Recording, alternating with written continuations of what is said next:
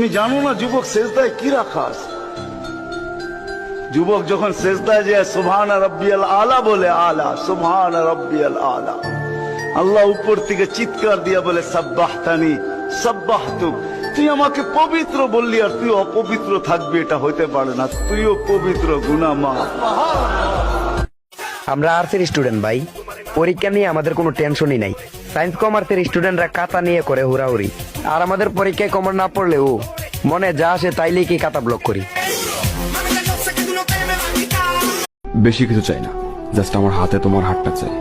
মানুষ বলে 3 দিনের দুনিয়া, আর এই 3 দিনই আমি তোমাকে চাই।